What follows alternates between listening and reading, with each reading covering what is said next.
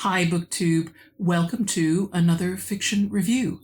Today's book is another example of parable or fable fiction, something like Jonathan Livingston Seagull or Who Moved My Cheese. You might remember I did a video about that about a year ago now, looked at the pros and cons of both of those books and noted how they kind of asked the reader, they presented an idealized character, and they were the underlying message to the reader was that we should try to become a little bit like them. Not the case with today's book. With today's little example of a fable, the focus is more on ordinary people and how they should maybe try to cope, or what consolation they should get when circumstances are definitely not ideal.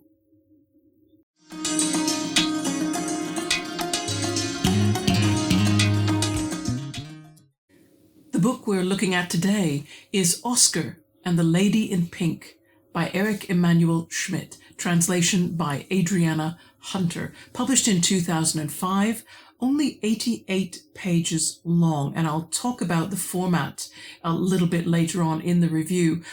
You cannot get this book as a Kindle ebook. It has to be purchased as a paper copy, and you can see the prices that I've got. It's not an expensive book, but you can't get something really cheap in spite its age on Amazon or any other secondhand bookseller. And I think that's because of how well it is sold. My copy on the front cover, it wants me to know that it's sold over 1 million copies internationally.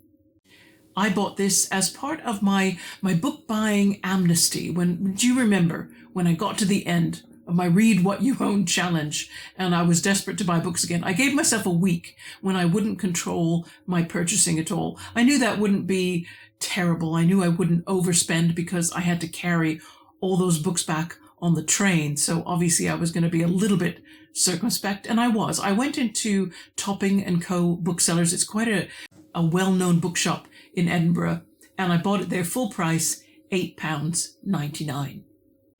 A little bit about our author. Emmanuel Schmitt was born in 1960 in Lyon. He is a dual French-Belgian citizen. He went to the École Normale Supérieure, got a PhD in philosophy, and the highest teaching qualification that was available. His first publication in 1994 was a novel called The Sect of Egoists, but he is more than just a novelist. He's also a film director and producer. He's written an 8-volume, or is in the middle of writing an 8-volume epic about the whole history of humanity. I believe he also does poetry and children's books. I will direct you in the description box to his website so you can see just what a busy creative person Emmanuel is. And now about the book itself. Its setting in space is inside a hospital. We don't know where that is. There's no geographic location that's ever named. After I finished the story, I went back and I tried to work out the location from the names of the doctors and the other staff in the hospital and the patients, but I think the names were deliberately chosen to reflect a sort of pan-Western Europeanism. We've got, for example, Dr. Dusseldorf, but we have Mrs. Gourmet, who is one of the staff nurses, but also one of the patients is named Peggy Blue, and one of them is called Sandine, and the night nurse is Mrs. Ducru, D-U-C-R-U. So it's possible that this hospital exists somewhere, either in Belgium, France, or Germany. Very difficult to know which one. And Granny Rose, one of the principal characters, was once a professional wrestler of all things, and she took on opponents from Ireland and the Netherlands and Germany and various other places. And then, of course, it doesn't help that the patients call each other by nicknames rather than their real names. So we have Cleopatra and Einstein and Bacon and Popcorn. So I think the point is to make this story ambiguous, to make it appeal universally, to say this could be happening anywhere and be helpful anywhere. Regarding the setting and time, there's no reason to believe that we aren't dealing with the contemporary time in which the book was written, so around 2005. The length of the story, in terms of how much time it actually takes to get from page 1 to the end of the book, for the characters is 13 days, and that is between the 18th of December to the 31st. And the length of the story is based on a local legend that happens to be known by one of the characters, which says that what happens during the last 12 days of any year, it foreshadows what's going to happen during each month of the next 12 months. The novel has a first-person child narrator. His name is Oscar. He's 10 years old. His nickname is Egghead, and that's because he's bald as a side effect of chemotherapy that he's had to have for leukemia. He's well-spoken. Volunteers come to the hospital to spend time with the children who are patients there, and Oscar has befriended a woman he calls Granny Rose. We don't know how old Granny Rose is. When Oscar asks her, she just replies, "Can you remember 13-figure numbers?" And it's as straightforward in terms of the text itself and the narration. You can understand a 10-year-old child narrating. The story you get is going to come across in the same straightforward way that a children's book written by a 10-year-old might do. Although there are a few words that I think only an adult might use in their everyday speech, but it's not so much. It did feel naturally as though this is something Oscar might be able to write because he's picked up a few pieces of vocabulary from being in the hospital. And the book is, in so many other ways, very, very easy to read. The font is 14 point on those 88 pages. It's double-spaced, and then there's a generous frame of white space around the text as well. I started it on a Sunday morning at about 9:30, and I was finished it before noon. Very simple, easy read. Total number of characters is also very low. There's about a dozen all told, but really only 2 matter a great deal, and you spend most of your time with them, and that is Oscar and Granny Rose. I guess you could include God. God isn't really a character as such, because Oscar doesn't believe in him. But the text is actually written as a collection of letters that Oscar writes to God, and that's only because Granny Rose manages to persuade him, and because, honestly, he could really, really use a couple of favors. The story is like Doctor Who's TARDIS, if you know Doctor Who. It's bigger on the inside than it appears to be on the outside. So although it's a very short story, as each day Oscar writes his letters, the hospital becomes more than a hospital, and his days become more than days. They become more like years. Everything becomes like a little microcosm of a full human life lived.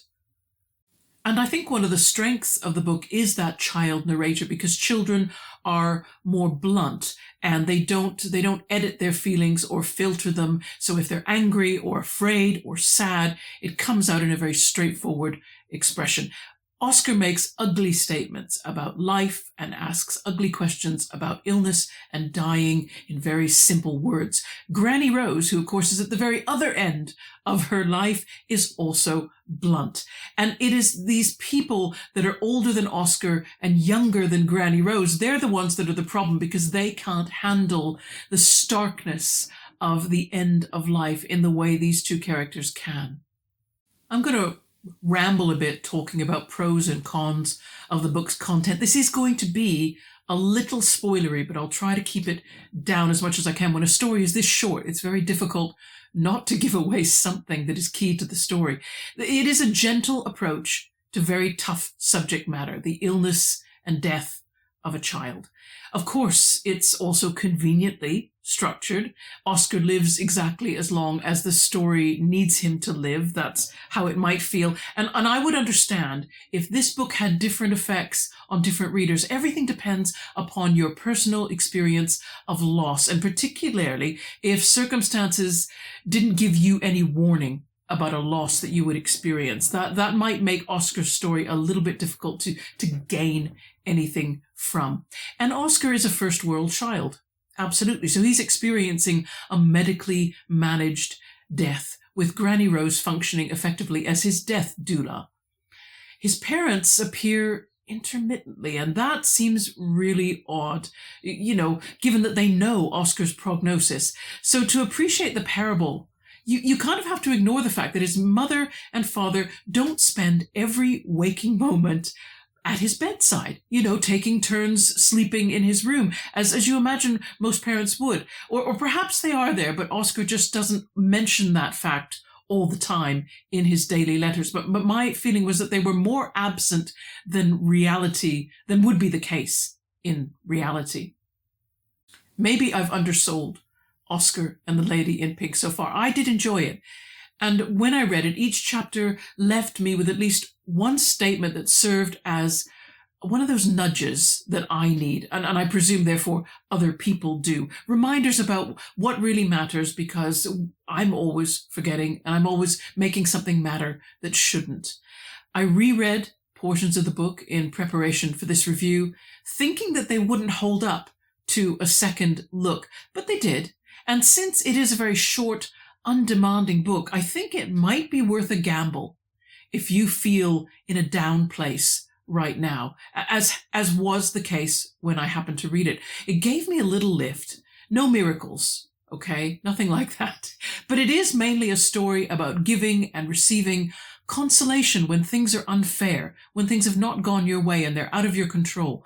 It's like if you lose your job and you're wondering how you're ever going to make ends meet and where you're going to find the next job. And then a friend who knows what's happening to you just takes you out and buys you lunch and lets you rant and cry and wonder and ask questions out loud that you don't have answers to, right? None of that really necessarily solves anything, but you know that you would say yes to the lunch, right?